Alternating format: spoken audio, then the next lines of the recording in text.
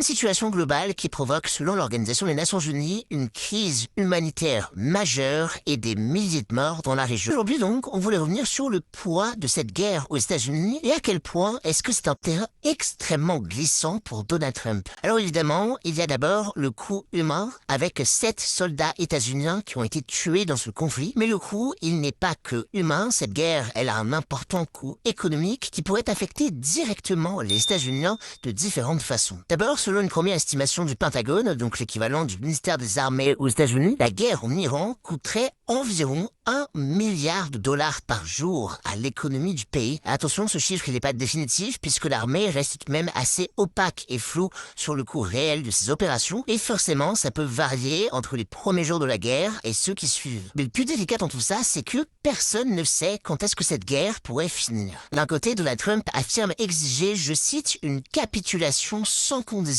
de l'Iran. Au début de la guerre, il y a un peu plus d'une semaine, il affirmait que la guerre allait durer environ 4 à 5 semaines, voire plus. Mais ce lundi, il affirmait finalement que la guerre en Iran était, je cite, bientôt finie. Disons les choses, Trump et son équipe ont des propos assez contradictoires sur la question de cette durée, puisque Trump a aussi déclaré hier que les Iraniens seraient frappés 20 fois plus fort s'ils bloquaient encore le détroit d'Ormuz. Ce détroit d'Ormuz, c'est donc ce point de passage du pétrole dont on a beaucoup parlé ces derniers jours. Et de son côté, le président iranien affirme qu'Israël et les États-Unis peuvent, je cite, emporter dans leur tombe leur souhait de voir le peuple iranien se rendre. Aujourd'hui, il est donc encore difficile de savoir réellement combien de temps tout cela peut durer. Mais disons les choses, tout cela c'est aussi renforcé par le fait que les objectifs réels de Donald Trump, aujourd'hui, ils sont très flous.